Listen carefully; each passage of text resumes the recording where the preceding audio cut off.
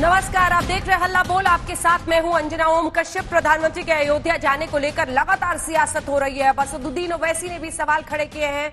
असदुद्दीन ओवैसी ने कहा है कि प्रधानमंत्री का भूमि पूजन में शामिल होना उनके संवैधानिक शपथ का उल्लंघन होगा, धर्मनिरपेक्षता के खिलाफ होगा। ऐसे में सवाल ये कि क्या पूजा सो कम्युनल होए, क्या जिसने पूजा की वो सांप्रदायिक हो गया? ये रिपोर्ट। फिर चर्चा की शुरुआत। हमारे साथ एक्सक्लूसिव बातचीत में शामिल होंगे खुद AIMIM के अध्यक्ष असदुद्दीन ओवैसी।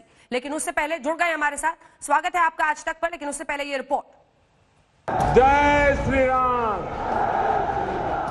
जय श्री राम, जय श्री राम, जय जय श्री राम, जय जय श्री राम।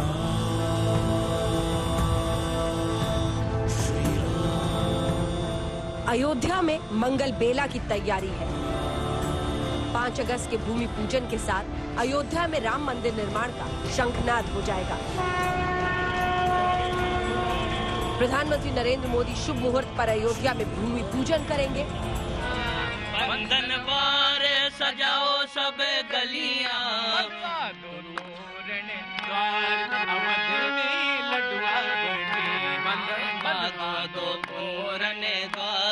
अवध में लडुआ बटे, मेरे राजा बने हैं राम। अवध में लडुआ बटे, मेरे राजा बने हैं राम। अवध में लडुआ बटे। पीएम मोदी 5 अगस्त को सुबह 11:30 बजे अयोध्या पहुंचेंगे। इसके बाद राम जन्मभूमि के लिए रवाना होंगे। भूमि पूजन के कार्यक्रम में साधु संतों समेत कुल 200 मेहमान शामिल होंगे। पीएम मोदी के इस 2 घंटे के कार्यक्रम में 1 घंटा उनका भाषण होगा। तीर्थ क्षेत्र जो न्यास बना हुआ है, उस न्यास के द्वारा सब कुछ बताया जाएगा। हम मंदिर निर्माण की दृष्टि से, भूमि पूजन की दृष्टि से सरकार के नाते कोई सूचना नहीं दे सकते। हम लोग उसमें न्यास के माध्यम से, ट्रस्ट के माध्यम से बुलाने पे प्रधानमंत्री जी सहित जो लोगों को आमंत्रित किया होगा वो शामिल होंगे। बहुत ही दिव्यता के साथ, भव्यता के साथ पूरे परिसर में, जितना लंबा चौड़ा परिसर है, उस परिसर में दिव्य भव्य राम मंदिर का निर्माण किया जाएगा। प्रधानमंत्री के इस दौरे की खबर के बाद से ही लेकिन सियासी बयानबाजी का विघ्न शुरू हो चुका है।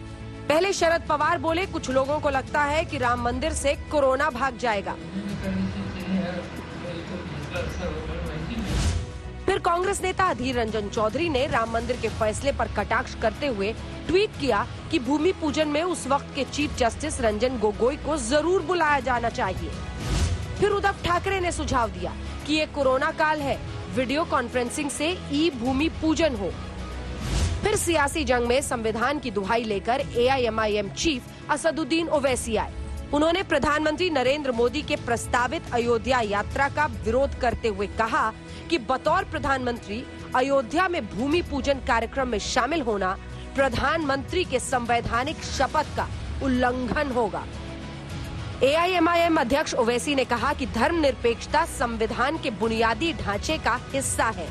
हम ये कभी नहीं भूलेंगे कि 400 सालों तक अयोध्या में बाबरी मस्जिद थी और उसे 1992 में ढा दिया गया। प्रधानमंत्री एक संविधान से जुड़े हुए हैं और वो संविधान का सेकुलरिज्म से, बेसिक स्ट्रक्चर से उसका ताल्लुक है। और अगर प्रधानमंत्री वहाँ पर जाएंगे बहैसियत प्रधानमंत्री, तो यकीनन ये एक मैसेज जाएगा कि प्रधानमंत्री एक बिलीफ को और एक फेथ को प्रमोट कर रहे हैं। इसीलिए मैंने कहा कि प्रधानमंत्री को जाना है, इंडिविजुअल कैपेसिटी में जाए, उसका लाइव टेलीकास्ट ना कराएं। तो क्या प्रधानमंत्री का भूमि पूजन में जाना देश की धर्मनिरपेक्षता पर खतरा है? भूमि पूजन का लाइव टेलीकास्ट क्या बहुसंख्यकों के तुष्टीकरण की राजनीति है, या ये आरोप खुद सांप्रदायिकता की बिसात बिछाता है? तो आइए राम मंदिर पर इस असदुद्दीन ओवैसी के नए रण पर चर्चा के लिए सीधे उन्हीं के पास चलते हैं जो इस वक्त हमारे साथ जुड़ रहे हैं। ओवैसी जी, स्वागत है आपका आज तक पर। मेरा पहला सवाल आपसे यही, धर्मनिरपेक्षता के लिए खतरा आप कैसे देख रहे हैं? प्रधानमंत्री अगर इतने लंबे वक्त तक एक फैसला रुका हुआ था, राम मंदिर का निर्माण हो रहा है, और खुद सुप्रीम कोर्ट ने सेंटर की भूमिका देखी थी ट्रस्ट बनाने में, फिर प्रधानमंत्री का जाना सेक्युलर इंडिया के खिलाफ कैसे? सबसे पहले तो मैं आपको ये बताना चाहूँगा कि आपने इंट्रोडक्शन में कांग्रेस के जो लोकसभा में लीडर का जिक्र किया, एनसीपी के शरद पवार साहब का जिक्र किया और महाराष्ट्र सीएम का जिक्र किया जो शिवसेना से ताल्लुक है। मेरा मानना यह है कि तीनों पार्टियां, शरद पवार साहब तो उस वक्त कांग्रेस में ही थे, ये तीनों पार्टियां बाबरी मस्जिद की शहादत में बराबर की मुलविस हैं। बल्कि जब पूरे देश से अगर मिट्टी जा रही है तो मैं तो ट्रस्ट के लोगों से कहूंगा कि भैया जरा कांग्रेस के हर पॉलिटिकल ऑफिस से भी मट्टी मंगा लीजिए, क्योंकि इन्होंने भी बड़ा रोल अदा किया बाबरी मस्जिद की डिमोलिशन में। और अब आपका जो अहम सवाल है, देखिए मैडम, आप जानते हैं कि 1966 से पहले राम जन्मभूमि का कोई मसला नहीं था। 66 में वीएचपी बनी और 1989 में बीजेपी ने पालमपुर रेजोल्यूशन पास किया। उसके बाद बाज़ाब्ता राम जन्मभूमि का मसला शुरू हुआ। बल्कि 84 में इंदिरा गांधी के कत्ल से पहले एक रथ यात्रा दिल्ली को आ रही थी। इसमें बीजेपी और शिवसेना का बहुत बड़ा रोल रहा इसको एक इशू बनाने के लिए। और इसमें आप जानते हैं कि पूरे देश में हजारों की तादाद में लोगों की मौत हुई फसादात में। मेरा मानना यह है कि प्राइम मिनिस्टर इस देश के प्रधानमंत्री हैं और देश का प्रधानमंत्री और उनकी सरकार का कोई मजहब नहीं हो सकता।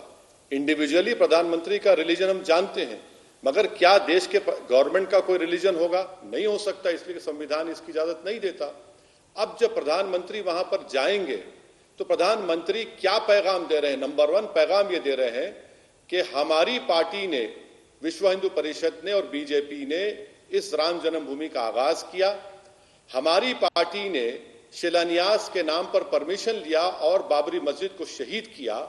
हमारी पार्टी ने अडवाणी की लीडरशिप में रथ यात्रा निकाली और जहां जहां रथ यात्रा गई वहां पर कम्युनल राइट हुआ। नंबर 1 पॉइंट ये कि प्रधानमंत्री वहां अगर जाते हैं जब प्राइम मिनिस्टर तो पैगाम दे रहे हैं कि हमने अपनी पार्टी की आइडियोलॉजी जो शुरू की थी और उसमें हमने कामयाब हुए।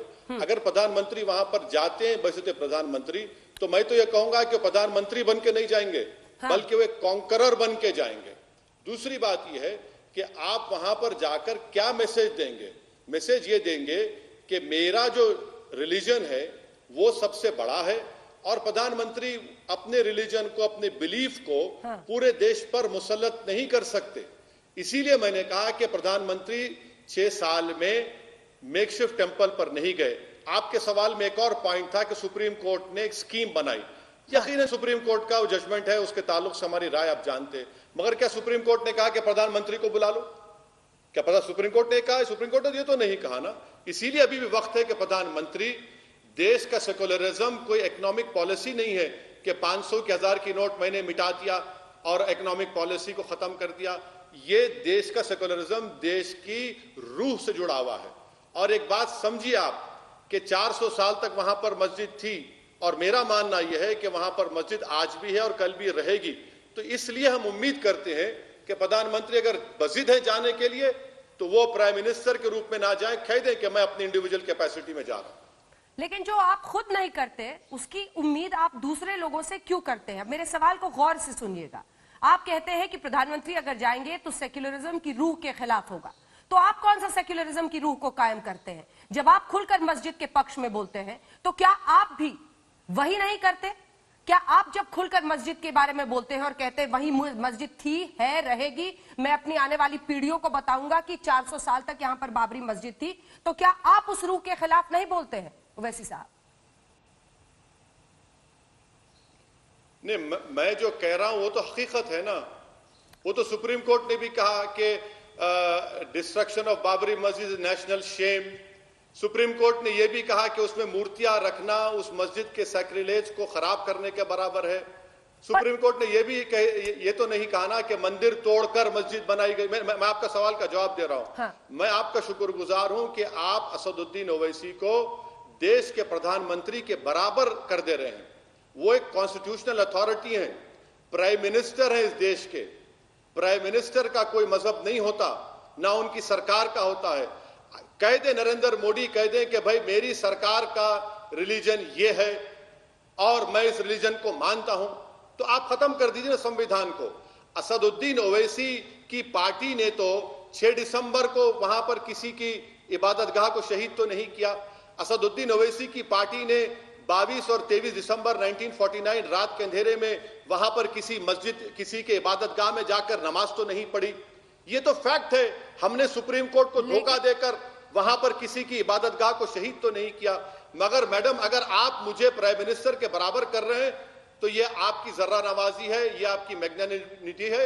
मैं आपको सलाम करता हूं, आपने मुझे इतनी इज्जत दी। मैं तो सिर्फ आपके सवाल की ताकत को आंक रही हूं और इसीलिए ये सवाल दोबारा आपसे पूछ रही हूं। नैतिकता का तकाजा कहता है असदुद्दीन ओवैसी जी कि सवाल वो पूछे जो खुद उसको मानता हो। जब आप अपनी आस्था को सरेराह इस तरह से प्रशस्त तरीके से रख सकते हैं, कह सकते हैं कि मैं अपनी आने वाली पीढ़ियों को कहूंगा कि वहां पर बाबरी मस्जिद ही थी, है और रहेगी, तो फिर ऐसे में आप नैतिकता के उस तकाजे पर कहां खड़े दिखाई देते हैं जब आप दूसरों से सवाल पूछते हैं कि ये तो मंदिर मंदिर करते रहते हैं। सवाल ये है। नहीं, आपका सवाल, मैं दोबारा आपने मुझसे सवाल किया, मैं फिर से और क्लैरिफाई करता हूं आपको। असदुद्दीन ओवैसी एक मेंबर ऑफ पार्लियामेंट है। अगर असदुद्दीन ओवैसी जो बात कह रहा है वो फैक्ट पर मुबन्नी है, आप देख लीजिए सुप्रीम कोर्ट के जजमेंट्स में और जितने फैक्ट्स हुए। प्राइम मिनिस्टर ऑफ इंडिया तो नरेंद्र मोदी है। अगर कहीं गलती से असदुद्दीन ओवैसी कभी प्राइम मिनिस्टर नहीं बनेगा, ना मेरी उम्मीद है ना मेरा ख्वाब है, मगर प्राइम मिनिस्टर का आप तकाबुल कर रहे हैं एक मेंबर ऑफ पार्लियामेंट से, यह बहुत गलत है। इसलिए कि मैं देश का प्राइम मिनिस्टर नहीं हूं। देश का प्राइम मिनिस्टर देश के तमाम हिंदू, मुसलमान, सिख, ईसाई, आदिवासी, दलित और जो मजहब को नहीं मानते उनका प्राइम मिनिस्टर है। वो मेरे भी प्राइम मिनिस्टर हैं। अगर मेरा प्राइम मिनिस्टर ऐसी जगह पर जाएगा जहां पर इन तमाम दिसंबर 22-23 के 49 के वाकयात हुए, 86 में ताले खोले गए, मुसलमानों को बोलने की इजाजत नहीं दी गई, 6 दिसंबर को मस्जिद शहीद की गई और जिन पर मस्जिद डेमोलिशन का क्रिमिनल केस चल रहा है, आप उनको बुला रहे हैं और खुद नरेंद्र मोदी उस बाबरी मस्जिद के, उस राम मंदिर के स्ट्रगल में हिस्सा थे। आप बताइए, आज प्राइम मिनिस्टर होकर वो देश को क्या पैगाम दे रहे हैं? क्या वो न्यूट्रलिटी का पैगाम दे रहे हैं? मैं ये कह रहा हूं कि अगर प्राइम मिनिस्टर जाएंगे वहां पर, वो एक कॉन्करर के रूप में जाएंगे। मैं आज भी प्राइम मिनिस्टर से अपील कर रहा हूं अंजना ओम कश्यप के प्रोग्राम के जरिए से। नहीं मालूम प्राइम मिनिस्टर आपका प्रोग्राम देखते नहीं देखते, मगर मैं आज भी कह रहा हूं कि आप बहुत बड़ी गलती कर रहे हैं। ये सेकुलरिज्म के मुफाद में नहीं है। ये सेकुलरिज्म हमारे कॉन्स्टिट्यूशन का बेसिक स्ट्रक्चर का हिस्सा है। असदुद्दीन ओवैसी जिस दिन अगर कोई मिनिस्टर भी खुदा ना खास्ता मैं बन जाऊंगा, जो कभी नहीं बनूंगा, आप सवाल कर लीजिए। मैं आज भी कह रहा हूं कि देश की किसी सरकार को किसी मजहब के रिलीजियस रिचुअल्स में एक पैसा भी खर्चना नहीं चाहिए। हमारा कोई हिस्सा उससे नहीं होना चाहिए। हमारा कॉन्स्टिट्यूशन ये कहता है कि सरकार होगी वो रिलीजन से ऊपर होगी।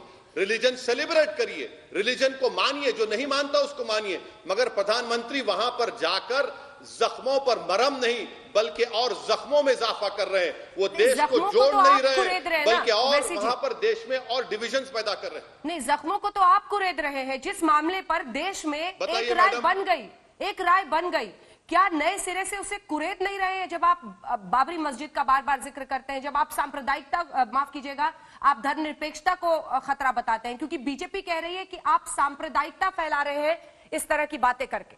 पीएम तो हर जगह जाते रहे, वो काशी भी जाते रहे, वो केदारनाथ भी जाते रहे, हर जगह की तस्वीरें हम दिखा रहे हैं। इससे तो देश की धर्मनिरपेक्षता को कोई खतरा नहीं हुआ। ना आपके मस्जिद जाने से, वहां की तस्वीरें दिखाने से खतरा होता है। नहीं, यकीनन प्रधानमंत्री सब जगह गए, मगर मुझे बता दीजिए कि बाबरी मस्जिद और राम मंदिर का जो इशू है, आप जितने अभी मजहबी जगहों की बातें की, क्या उनमें इस तरह का वायलेंस हुआ? क्या उसमें इस तरह का खून बहा मासूम हिंदुस्तानियों का? क्या उसमें इस तरह का फसाद हुआ? क्या उसमें इस तरह का सुप्रीम कोर्ट के ऑर्डर्स का धज्जियां उड़ाई गई? क्या उन जगहों पर इस तरह से बीजेपी और संघ परिवार के लोगों ने रात के अंधेरे में इस तरह से मस्जिद में घुसकर मूर्तियां रखी? हरगिज नहीं हुआ। इसकी हिस्ट्री है, इसका एक बैकग्राउंड है और खुद प्रधानमंत्री उससे वाबस्ता रहे हैं। मैं आपसे एक ही सवाल कर रहा हूं कि प्रधानमंत्री मुख्तलिफ इबादतगाह को जा सकते हैं, क्यों नहीं जाना चाहिए? उनका मजहब है, उनकी इबादतगाह है, जाना चाहिए। मगर ऐसी जगह पर जाकर जहां पर उसका एक हिस्ट्री है, जहां पर उसका बैकग्राउंड है, प्रधानमंत्री क्या पैगाम दे रहे हैं देश को?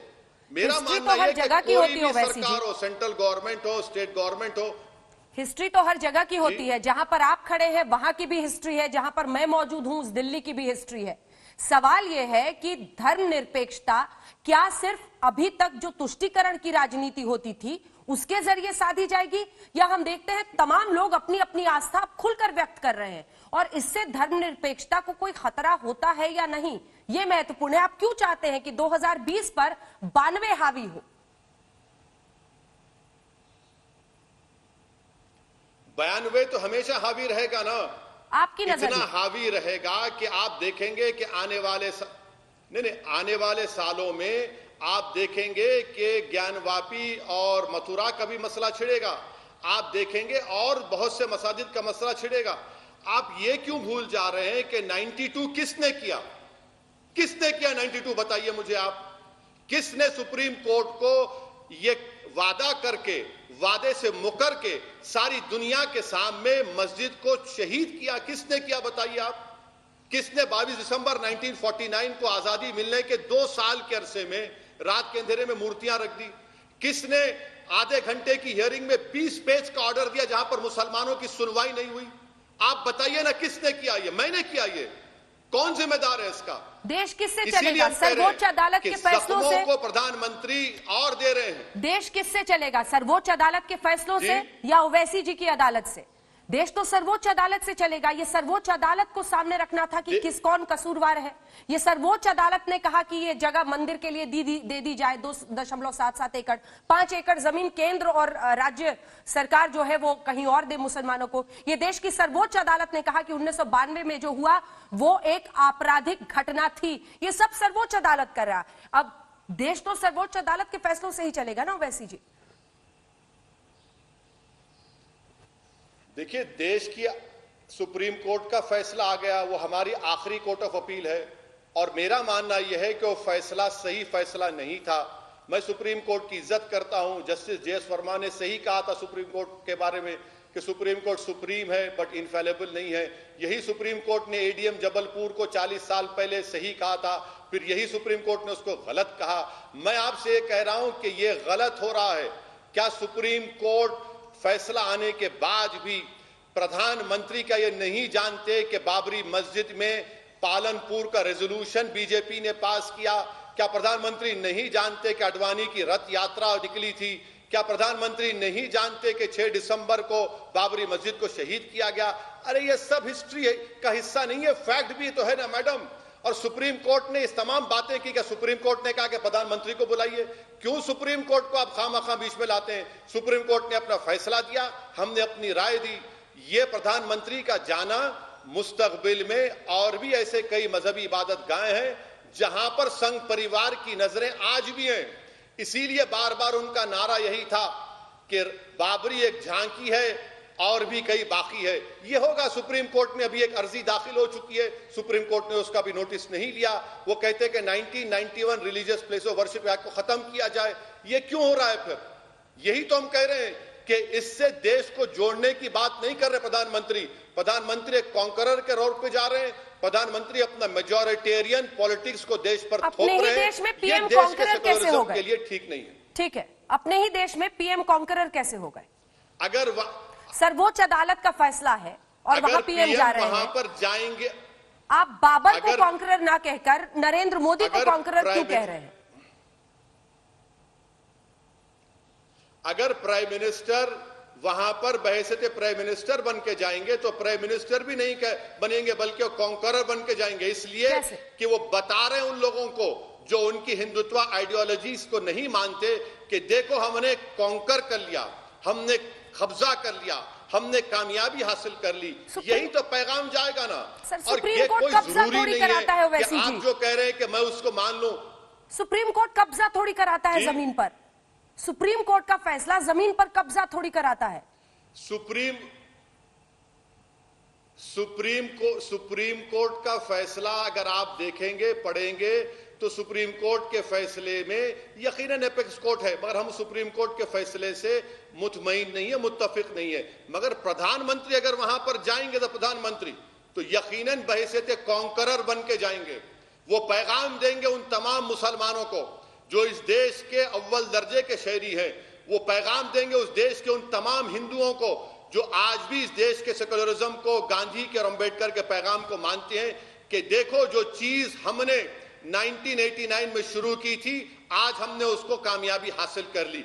यही एक तल्ख रियलिटी होगी, यही एक पैगाम पूरे देश को जाएगा। सर यही दिक्कत है क्या आपकी कि नरेंद्र मोदी की वो छवि जो है वो और भी बड़ी होगी, वो बीजेपी को और भी इससे फायदा होगा?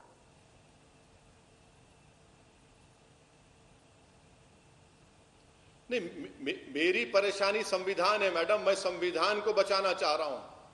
मेरी परेशानी संविधान से, जिस तरीके से देश चल रहा है ना, तो संविधान की धज्जियां उड़ाई जा रही हैं। 92 में जो हुआ वो तमाम ने देखा, रूल ऑफ लॉ कमजोर हो गया, क्या क्या चीजें नहीं हुई हैं। इसीलिए मुझे संविधान की फिक्र है, मुझे संविधान की हिफाजत करना है। जब मैं बहैसियत एमपी संविधान पर अल्लाह के नाम पर ओत लेता हूं तो मुझे जरूरी है कि मैं संविधान की हिफाजत करने के लिए नरेंद्र मोदी के खिलाफ अगर बोल रहा हूं तो बोलना पड़ेगा। अगर कोई नहीं बोलता है तो वो उनका जमीर उनको अगर गवारा करता है तो वो जाने, मगर मेरा जमीर मुझको गवारा नहीं करता कि मैं खामोश बैठा रहूं कि संविधान की धज्जियां उड़ाई जा रही हैं। इसीलिए मैं आवाज बुलंद कर रहा हूं और मुझे यकीन है कि देश का एक बहुत बड़ा हिस्सा मेरी आवाज को तायीद करेगा। वो सामने आकर नहीं कहेगा, मगर दिली दिल में वो जानते हैं कि जो असदुद्दीन ओवैसी कह रहा है वो सच कह रहा है। सर आपने वैसे इंटरव्यू के लिए टाइम दिया था हमें, लेकिन अगर आपकी इजाजत हो तो सांसद हैं सुधांशु त्रिवेदी जी, वो हमारे साथ जुड़ रहे हैं और आपकी बात का जवाब देना चाहते हैं। उनकी एक बात का आप जवाब दे दीजिएगा। फिर मैडम मैं आपसे माजरत चाहता हूं। मुझे जिलहज का रोजे रख रहा हूं, मुझे रोजा खोलना है, इसलिए बेहद माफी चाहता हूं। मैं सुधांशु जी बड़े काबिल, बल्कि बीजेपी में एक ही काबिल पढ़ा लिखा आदमी है, मैंने कई मरतबा उनसे डिबेट किया, मगर मैं आपसे माजरत चाहता हूं। ऐसा नहीं है कि मैं जा रहा हूं, बल्कि पहले ही मैंने आपसे कहा था कि मुझे 6:20 को जाने दीजिए, क्योंकि मुझे रोजा है, रोजा खोलना है, इसलिए मैं इजाजत चाहता हूं। फिर कभी इंशाअल्लाह जिंदगी बाकी रही तो अंजना ओम कश्यप के प्रोग्राम पे सुधांशु जी से जरूर डिबेट होगी, बहस होगी। ठीक है। एक सवाल मेरा है जो जाने से पहले आपके, और सुधांशु जी की बात बाद में होगी, मैं लूंगी सर आपसे। सर आप कहते हैं कि मैं देश की संसद में अल्लाह के नाम पर अपना ओथ लेता हूं। आप अपने फेथ को, अपने आस्था को देश की सबसे बड़ी जगह, जो पावर हाउस है, संसद है इस देश की, वहां पर आप ला सकते हैं। वो कम्युनल नहीं होता। लेकिन अगर प्रधानमंत्री अयोध्या चले जाए राम मंदिर के लिए तो वो कम्युनल हो जाता है। ये कितने लोग स्वीकारेंगे? मैडम बहुत आसान जवाब है इसका। क्या असदुद्दीन ओवैसी दीन इस्लाम को किसी पर मुसल्लत कर रहा है, फोर्स कर रहा है कि यही मेजॉरिटेरियन सही रिलीजन है, इसको मानना पड़ेगा? क्या मैंने ऐसा किया? नहीं किया। मैंने अगर अल्लाह के नाम पर पार्लियामेंट में बहसत मेंबर ऑफ पार्लियामेंट ओथ लिया, क्योंकि लॉ में इजाजत है उसकी। प्रधानमंत्री ये कह रहे हैं कि मेरा बिलीफ सबसे बड़ा है और मैं उस बिलीफ को सब पर मुसल्लत करूंगा, इंपोज करूंगा। सर उन्होंने एक बयान नहीं दिया अभी तक अयोध्या पर, एक बयान नहीं दिया है। सुनिए, मैं आपकी मेमोरी को ताजा कर देता हूं। 2014 में मैं पार्लियामेंट में बैठा था, प्रधानमंत्री बहैसियत प्रधानमंत्री पहली स्पीच देते हैं और देश की सबसे बड़ी पंचायत में खड़े होकर कहते हैं कि 1200 साल की गुलामी के बाद हमको सत्ता मिली है। बताइए मैं क्या सोचूं? मुझे तो मालूम है कि 200 साल के अंग्रेजों की गुलामी थी, 1200 साल की गुलामी के बाद सत्ता मिली। वो देश का प्रधानमंत्री जो अंबेडकर के संविधान पर ओथ लेकर आता है, ये जुमला का। अब आप बताइए प्रधानमंत्री क्या कर रहे थे? प्रधानमंत्री कोई मिठाई बांट रहे थे? प्रधानमंत्री सरेआम कह रहे थे कि अब यहां से हम अपनी हिंदुत्व की आइडियोलॉजी को सबसे बड़ा समझते हैं और इसको इंपोज करेंगे सब पर। ये एक मिसाल दे रहा हूं आपसे। मैडम मुझे इजाजत दीजिए। आप एक सवाल नहीं सर, मैं इजाजत दे रही हूँ। एक सवाल आपके सवाल से आ गया है। आप मुगलों को आक्रांता नहीं मानते, आप नहीं मानते कि वो इन्वेडर्स थे। उन्होंने हिंदुस्तान में जो कुछ किया वो लूटपाट से लेकर हर चीज, ऐसा नहीं है। ये इतिहास है कि कई उनमें से ऐसे मुगल राजा थे जिन्होंने यहाँ के लोगों को स्वीकारा, लेकिन ऐसा भी इतिहास है कि उनमें से कई आक्रांता थे, उन्होंने मंदिरों को तोड़ा, उन्होंने लोगों के साथ बुरा व्यवहार किया। उस इतिहास पर आप आंख मूंद लेना चाहते हैं ओवैसी जी? मैडम मैं आपको जो है ना, जो पहली कॉन्स्टिट्यूशन की किताब बनाई गई थी इंशाअल्लाह ताला मैं जरूर एक तोहफे के तौर पर आपको दूंगा मैं, और उसमें आप देखिए कि उसमें हर एक का पीरियड लिखा हुआ है। जो संविधान बनाने वाले थे, जो हमारे और आपसे ज्यादा अक्लमंद थे, होशियार थे, वो लिखते हैं। और तकलीफ फिर किसकी होती है? यकीनन हर किंगडम में अच्छे और बुरे लोग थे और रहेंगे। मैं आपसे कह रहा हूं कि अगर आप बुद्धिस्ट की किताब पढ़ेंगे तो बुद्धिस्ट लिखते हैं, बड़े बड़े हिस्टोरियन के, उनके बौद्ध के मंदिरों को तोड़ा गया, उनकी इबादतगाहों कौन तोड़े? जैन की इमारतों को तोड़ा गया। मैडम, मेरी आपसे एक ही गुजारिश है कि जो लोग इस तरह का सवाल आपके जरिए से मुझसे कर रहे हैं, भाई साहब 1947 में देश को आजादी मिली। इस देश की आजादी में सबने हिस्सा लिया और हमने अपने आप को एक संविधान दिया जिसको बाबा साहेब अंबेडकर ने बनाया। और वो संविधान किसी मजहब को नहीं मानता, वो संविधान तमाम मजहब को सेलिब्रेट करता है। अगर तारीख में आप जाना चाहेंगे तो यकीनन सबने बुरा किया। अब तो ताजमहल को मंदिर कह रहे हैं। बताइए अंजना ओम कश्यप, आप क्या कहेंगे उसके बारे में? इसीलिए मैंने आपके प्रोग्राम में कहा था कि ये शुरुआत है। जैसा कि शायर ने कहा था कि लम्हों ने खता की, सदियों ने सजा पाई। चलिए ठीक है, जिस दिन लाइव प्रसारण होगा खोट पान निकालने के लिए ही सही, लाइव प्रसारण देखिएगा।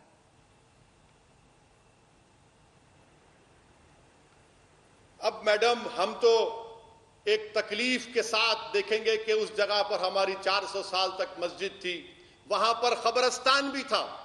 खबरस्तान के ऊपर आप ये काम कर रहे हैं, ये रिकॉर्ड में है, सुप्रीम कोर्ट के जजमेंट में देख लीजिए। मगर मैं आपसे वादा कर रहा हूं, देश से वादा कर रहा हूं कि जब तक ओवैसी जिंदा रहेगा, ये बोलता रहेगा कि वंस अ मस्जिद ऑलवेज अ मस्जिद, बाबरी मस्जिद मस्जिद थी और मस्जिद रहेगी। और बीजेपी और संघ परिवार ने 1992 में बाबरी मस्जिद को शहीद किया। अगर मस्जिद शहीद नहीं होती तो क्या 5 अगस्त का फंक्शन होता? ये हम कहते रहेंगे, ये हमारा जमहूरिया है। आपका बहुत बहुत शुक्रिया। आपने अपना पक्ष रखा। आपकी बातों पर 2 टिप्पणी करते हुए आपसे धन्यवाद कहूंगी, क्योंकि कब्रिस्तान पर मस्जिद आप मानने को तैयार हैं और इसी कोर्ट ने यह भी कहा कि जो स्ट्रक्चर नीचे पाया गया है वो इस्लामिक नहीं है। लेकिन ये तमाम फैक्ट्स हैं जिनको अपने अपने तरीके से तमाम पार्टियां। धन्यवाद आपका ओवैसी साहब हमारे साथ जुड़ने के लिए। सुधांशु त्रिवेदी जी, आपने ओवैसी जी की बात को सुन लिया है, अब आप एक साथ उनकी तमाम बातों का जवाब दे सकते हैं, क्योंकि कम से कम जवाब वो सुनेंगे जरूर। हो सकता है आपकी बात का सीधा जवाब नहीं दे। उनका ये कहना है कि ये धर्मनिरपेक्षता के खिलाफ होगा, प्रधानमंत्री के तौर पर जो नरेंद्र मोदी ने शपथ ली है उसके खिलाफ होगा, राम मंदिर के भूमि पूजन में उनका जाना। सुधांशु जी, देखिए, जब इस देश को धर्मनिरपेक्ष होने की बात कही जाती है तो धर्मनिरपेक्षता की शुरुआत कहां से हुई? भगवान राम ने जब लंका पर विजय प्राप्त की थी तो क्या उसको अपने में मिलाया था? नहीं। वहां कोई अपना डिप्टी बैठाया था? नहीं। वहां का धर्म परिवर्तन किया था? नहीं। बल्कि वहीं के एक व्यक्ति को बैठाकर कहा कि साहब आप रहिए, आप चलाइए। और वो धर्म और अधर्म का युद्ध था ना अंजना जी। परंतु जब रावण जमीन पर पड़ा हुआ था तो उन्होंने अपने भाई लक्ष्मण को जाके भेजा कि ये अधर्म की तरफ है, मगर इसके अंदर कुछ ज्ञान, कुछ गुण है, जाओ इसके चरणों के पास खड़े होके गुरु के रूप में इससे सीख के आओ। यहां से सेक्युलरिज्म शुरू होता है कि जिसको, जो तुम्हारे धर्म के विरुद्ध भी है, उसके अंदर भी कोई क्वालिटी है तो उसको एक्सेप्ट किया। और इसी वजह से इंडिया दुनिया का एकमात्र देश है जिसने ना आज तक किसी पे इन्वेजन किया, न किसी का एनेक्सेशन किया, न कभी कन्वर्जन किया।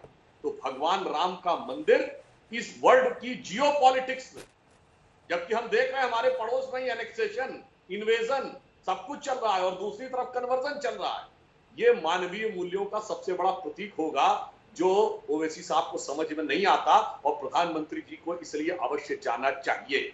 और दूसरा मैं उदाहरण देना चाहता हूं, तो बार बार बाबरी की बात कर रहे थे, अभी टेक्निकल जवाब बाद में दूंगा। ये बताइए, बाबर यहां क्या करने आया था? भजन करने आया था? अरे फरगना में उसके भाइयों ने मार मार के भगाया था, इसलिए भारत आया। और फिर कहां उसकी कब्र है? अफगानिस्तान में। यानी उसको अपने मुल्क में कोई कब्र भी नहीं मिली। तो एक वो बाबर की विरासत और दूसरी तरफ भगवान राम का वो प्रतीक कि भरत खड़ा रख के शासन कर रहे हैं। लेकिन सुधांशु जी वो तो सीना ठोक कर ये कह रहे हैं कि आने वाली पीढ़ियों को हम बताएंगे कि 400 साल तक यहाँ पर बाबरी मस्जिद थी, 92 में ढा दिया इन लोगों ने। अब देखिए, ये जो उन्होंने बात कही, मेरी बड़ी इच्छा थी कि उनको जवाब देता, और ये इतना बड़ा झूठ है कि 400 साल तक वहां मस्जिद थी। और जो इन्होंने कहा कि प्रधानमंत्री जी ने 1200 साल की गुलामी का, दोनों बातें कनेक्ट करके जवाब देता हूं। आपको पता है जितने वाइसराय भारत में थे वो भारत के शासक नहीं कहलाते थे, वो ब्रिटेन के क्राउन के रिप्रेजेंटेटिव कहलाते थे। उसी प्रकार से अलाउद्दीन खिलजी के बाद जितने मुस्लिम शासक हुए भारत में, उन्होंने बगदाद के खलीफा से खुतबा पढ़वाया है, उसके रिप्रेजेंटेटिव के रूप में शासन किया है। तो यह भी विदेशी शासन था, वो भी विदेशी शासन था। और अगर बाबर ने मस्जिद बनाई तो जब उसने बगदाद के खलीफा से खुतबा पढ़वाया तो तजुके बाबरी में लिखा कि मैंने मस्जिद बनवाई है। यानी भगवान राम का मंदिर तोड़ के बनवाने में सफल हो गया, कब्जा करने में, और उल्लेख ही नहीं किया उसने अपनी किताब में। बाबर नामा कोई उल्लेख नहीं, चलो भूल गए होंगे। तो उसके बेटे का हुमायूं नामा, कोई बाबरी मस्जिद का उल्लेख नहीं। उसके बाद आ जाइए आईने अकबरी, कोई बाबरी मस्जिद का उल्लेख नहीं। और उस जमाने में फॉरेन ट्रेवलर आया विलियम फिंच 1608 से 1611, कोई उसने अयोध्या में इस्लामिक इमारत का ही उल्लेख नहीं किया। वो तो ईस्ट इंडिया कंपनी के साथ आया था भाई। उसके बाद आइए जहांगीरनामा, कोई उल्लेख नहीं। ये आ कहां से गई? औरंगजेब के काल के बाद। जोसेफ डिफेंसलर आता है 19th सेंचुरी में 1800 के बाद, तब वहां वो कहता है कि एक हिस्सा है जिसपे हिंदू लोगों ने अपना संघर्ष करके किया हुआ है, एक हिस्सा है जिसको कि वो मस्जिद कहा जाता है, दोनों के बीच में संघर्ष चल रहा है। और इतनी टेक्निकली गलत बात कह के निकल गए ओवैसी जी कि 1966 में विश्व हिंदू परिषद बना, उसके बाद ये मुकदमा हुआ। जनाब ये मुकदमा मुस्लिम वक्फ बोर्ड ने 1961 में दिसंबर में, और क्यों किया? 1949 दिसंबर में वहां पर मूर्तियां प्रकट होने के बाद 12 साल का समय होता है मालिकाना हक पे कोर्ट में जाने का। 12 साल तक कोई समस्या नहीं थी। जब 10 दिन रह गए थे 12 साल पूरे होने में, तब जाके मुकदमा किया। और उससे पहले अंग्रेजों के जमाने में 1885 का मुकदमा है, 1858 की एफआईआर है। ये कैसे कह रहे हैं विश्व हिंदू परिषद 1966 के बाद शुरू हुई? भाई इस प्रकार के टेक्निकली गलत आंसर देना माहौल को खराब करने के लिए नहीं तो और क्या। मैं एक और बात कहना चाहता हूं, इस्लाम तो अमले रसूल है, अमले बादशाहत नहीं। ये बाबरी मस्जिद कहां से आई भाई? ये बादशाह का नाम मस्जिद में किस लिए आया? इसका तो जवाब चाहिए ना। हमारे यहां तो कोई चौहानी मस्जिद और चंद्रगुप्त मौर्य मस्जिद, सॉरी चंद्रगुप्त मौर्य मंदिर या चौहानी मंदिर तो नहीं होता, भगवान का मंदिर होता है। और दूसरी बात, उन्होंने कहा जी वहां पर नमाज होती थी, पूछिए आखिरी बार कब हुई? 1937 में। उसके बाद ओकेजनली परमिशन थी, रेगुलर नमाज बंद कर दी गई जिस हिस्से में थी, ब्रिटिश टाइम में ही। और फिर एक और बात आप समझ लीजिए कि यदि ये बात कहते हैं कि नमाज वहां कर ली तो हमारा हो गया, तो भाई उस तर्क से तो रेलवे प्लेटफॉर्मों पे हमने नमाज होते देखी है, पार्कों में नमाज होते देखी है, बाजारों में नमाज होते देखी है, सड़कों पे नमाज होते। कल के दिन आप कह देंगे सब हो गया। और अंजना जी मैं एक और बात भी कहना चाहता हूं, कहां गए वो लोग जो कहते थे राम मंदिर पे म्यूजियम बना देना चाहिए? अब टर्की में हागिया सोफिया के म्यूजियम को मस्जिद बना दिया गया, सब चुप। काहे जी? इनसे पूछिए। तब तो कहते हैं म्यूजियम से पहले मस्जिद थी, इसलिए दोबारा मस्जिद होनी चाहिए। और हम कहें जी मस्जिद से पहले मंदिर था और लगातार था। पेशवा बाजीराव बालाजी विश्वनाथ ने 1759 में लिखा, पेशवा माधवराव 1772, मिर्जा राजा जयसिंह 18वीं शताब्दी में, सब जगह मंदिर का उल्लेख। उसके बाद हमारे में नहीं होना चाहिए। गजब की बात है। ठीक है आसिम बकार जी जवाब दीजिए। मस्जिद नहीं होनी चाहिए, जो था वही रहना चाहिए।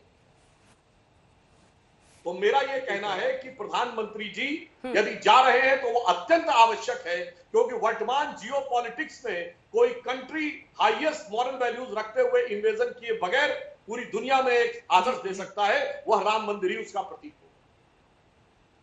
आसिम वकार साहब, देखिए मैंने पहले भी कहा, मैं अभी भी कह रहा हूँ, आप हमारे सदर जनाब साहब की बात समझ ही नहीं। प्रधानमंत्री जी जहां दिल चाहे जाए, प्रधानमंत्री जी धर्म से आते हैं, धर्म के सभी मंदिरों में जाए, मुसलमानों में जाए, गुरुद्वारों में जाए। यहाँ के ऊपर इसलिए मना किया जा रहा है, इसलिए हम लोग गुजारिश कर रहे हैं कि ये मामला अभी भी डेमोलिशन ऑफ बाबरी मस्जिद जो केस है वो अभी भी न्यायालय में है, उस पर फैसला नहीं आया। प्रधानमंत्री जी ने जो ओथ ली है, मैंने अभी अपने ट्वीट में उनकी ओथ डाली है। मैं गुजारिश कर रहा हूँ कि एक बार अपनी ही शपथ को फिर से सुन लीजिए कि आपने किस बात की शपथ ली है। बाबरी मस्जिद का केस अभी चल रहा है, जो दोषी हैं उनको सजा नहीं मिली है। अभी सुधांशु जी ने बहुत लंबा भाषण दिया, मैं पूरा सुनता रहा, मुझे बहुत काबिल आदमी लगते हैं ये।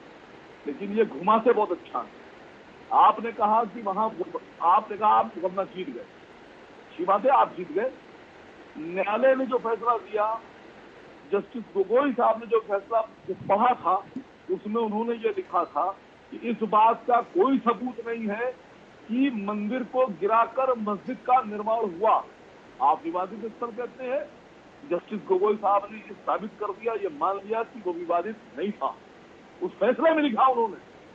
न्यायालय ने अपने फैसले में कहा है कि सन 1200 ईस्वी से और सन 1528 ईस्वी तक जमीन के ऊपर किसी भी तरह के किसी स्ट्रक्चर के कोई सबूत नहीं मिले हैं जिसको तोड़ा गया।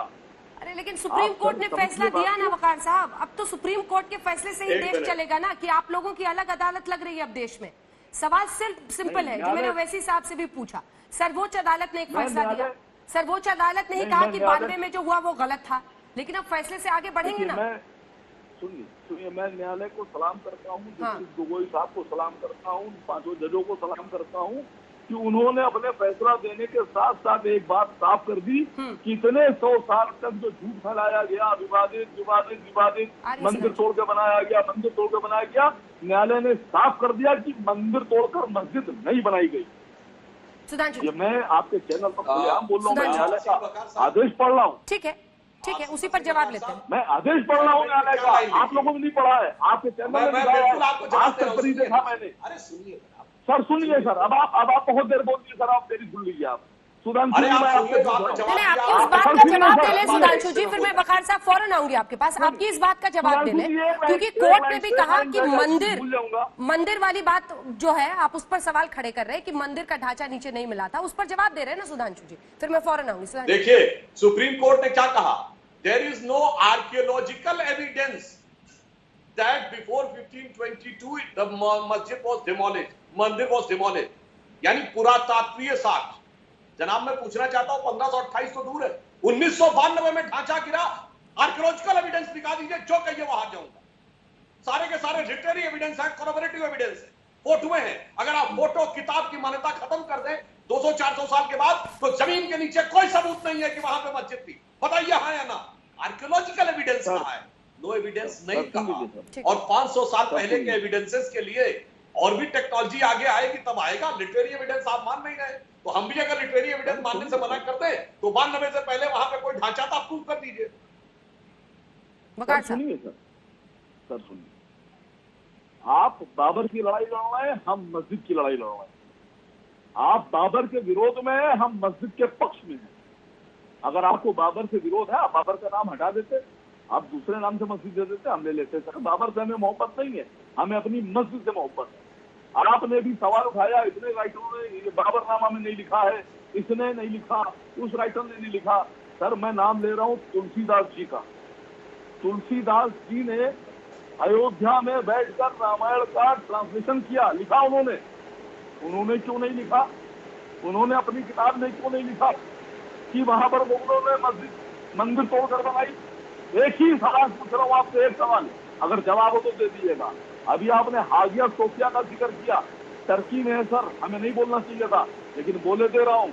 हागिया सोफिया को अंग्रेजों ने बेच दिया था और बाबरी मस्जिद को मुसलमानों ने बेचा नहीं है। हागिया सोफिया बेचकर अंग्रेज भाग गए थे, लेकिन मुसलमान अपनी मस्जिद कभी ना बेची है, ना हम अपनी मस्जिद कभी बेच सकते हैं, ना कभी मस्जिद बेचेंगे। इसलिए आप अपनी बाबरी मस्जिद की बात करते हैं। देखिए, असीम वकार साहब कह रहे हैं हमारा बाबरी से मतलब नहीं था। तो ये बाबरी मस्जिद एक्शन कमेटी क्या कर रही थी भाई? नाम हटा देते, कहते मस्जिद एक्शन कमेटी रखते, तब तो हाय बाबर पूरा ही करते थे। बाबरी मस्जिद एक्शन कमेटी और आज भी मैं कह रहा हूं सदैव उसे विवादित ढांचा डिस्प्यूटेड स्ट्रक्चर कहा, मगर इन्होंने बाबरी मस्जिद कहा, कह के भावनाओं को भड़काया। और एक और बात मैं पूछना चाहता हूं, चलिए आपकी बात सी मान ली, दिसंबर 1949 से लेके दिसंबर 1992 तक तो वहां मूर्तियां रख के पूजा चल रही थी। बुतखाना था कि मस्जिद थी? बोलिए। 43 साल तक वो मस्जिद थी? बोलिए हाँ या ना? मैं क्यों बोल दूं सर? आपको इस बात के ऊपर मुकदमा मतलब जो कानून कहेगा नहीं बोलेंगे, आपका मजहब कहेगा वो नहीं बोलेंगे, नाम बाबरी मस्जिद एक्शन कमेटी रखेंगे। और उसके बाद कहेंगे मैं बाबर से इतना मतलब कानून मुझे नहीं। भी और आता है। दुनिया में इकलौती मस्जिद होगी जो किसी बादशाह के नाम पे। सर मैं आपसे पूछ रहा हूँ, आपने सैकड़ों हजारों आपने राइटर्स के नाम लिया, मैं कह रहा हूँ तुलसीदास जी ने क्यों नहीं लिखा अपनी किताब पे कि वहां पर मस्जिद बनाई गई? जवाब दे दीजिए इस बात का। अरे भाई मैं आपको एक बात आपका बताता जवाब हूँ, नहीं है, तुलसीदास जी का आप कोट करते हैं। मैंने ये नहीं कहा कि वहां पर मंदिर नहीं तोड़ा गया, मंदिर तोड़ा गया मगर कब्जा नहीं तोड़ा रह गया पाया। था। कब्जा इसका मतलब आप नहीं रह कंडेम कर रहे पाया। हैं। वो आए उन्हें भागना कंडेम कर रहे हैं इसका पड़ा, मतलब। कब्जा मुसलसल वहां रहा। आप कंडेम आए कर रहे हैं। मारकाट की आप अत्याचार कंडेम किया, का कोट कर मगर रहे हैं, कब्जा सर। नहीं रख पाए। आप बहुत कंडेम लंबी का कोट बलिदान कर की रहे हैं। गाथा है मान्यवर। कुछ बोलने वाले ने सर अरे बोलिए ना, मैंने बोला था। तजुके बाबरी, बाबर नामा, जहांगीर नामा, हुमायूं नामा, आईने अकबरी, बोलो ना कहां लिखा है भाई कि वहां मस्जिद थी? कोर्ट में तमाम डॉक्यूमेंट्री एविडेंस दिए जा चुके हैं, विदेशी ट्रेवलर्स के ट्रेवलॉग दिए जा चुके हैं जिन्होंने लिखा वहां पे पूजा अर्चना चलती। तुलसीदास जी ने कहा लिखा है कि वहां मंदिर? अरे तुलसीदास जी का जवाब हम देंगे, आप बाबर की बात करिए, हिमायत, आप तो मुगलों के पक्ष की बात कर रहे हैं ना। बताइए ना किस मुगल बादशाह ने लिखा कि वहां? औरंगजेब के बाद से, औरंगजेब तो पहले का बताइए। सर हम तो और सुनिए, जस्टिस गोगोई जो जोसेफ डिफेंटलर आया है 1818 में, 300 साल पुराना स्ट्रक्चर नहीं बोल आप रहा भी है। बोलेंगे, मैं भी बोलूंगा, तो जवाब आवाज नहीं पहुंचेगी, या तो आप बोलिए फिर मैं चुप हो जाऊं, फिर मैं बोलूंगा आप हो जाए। देखिए आप सर संबित पात्रा नहीं है, आप सुधांशु त्रिवेदी हैं, बहुत एहतराम है आपका। मैं आपसे कह रहा हूं, जस्टिस गोगोई साहब ने ये बात लिखी कि सन 1200 से सन 1528 तक उस जमीन के ऊपर कोई स्ट्रक्चर नहीं था। जस्टिस गोगोई साहब ने अपने फैसले में कहा कि इस बात का कोई प्रमाण नहीं मिला है कि किसी मंदिर को गिराकर मस्जिद का निर्माण किया गया। अब इस बात से आप इनकार करेंगे?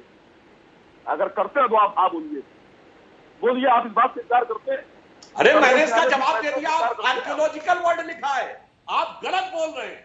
आर्कियोलॉजिकल प्रमाण नहीं है शब्द लिखा है, और आर्कियोलॉजिकल प्रमाण आप 92 से पहले का नहीं दे सकते।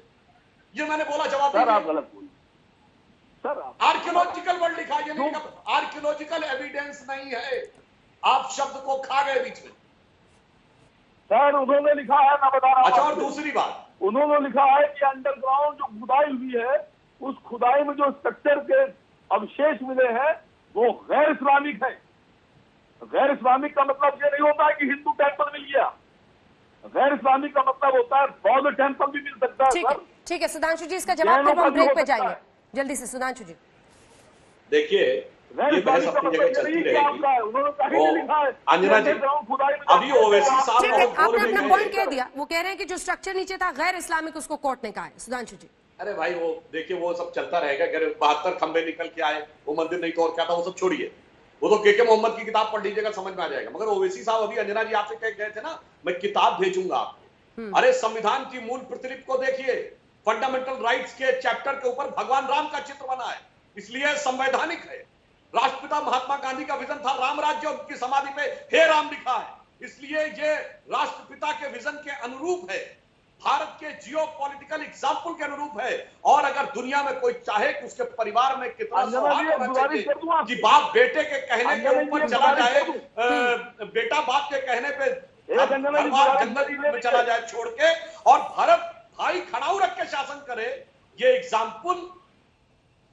पूजा सो कम्युनल हो, ये सवाल देश में फिर से उठ खड़ा हुआ है, क्योंकि अयोध्या में भूमि पूजन के लिए जा रहे प्रधानमंत्री नरेंद्र मोदी, और इस पर असदुद्दीन ओवैसी ने यह कहा है कि प्रधानमंत्री का वहां पर जाना देश की धर्मनिरपेक्षता के खिलाफ है। इसी पर आप देख रहे थे हल्ला। देखते रहिए आज तक।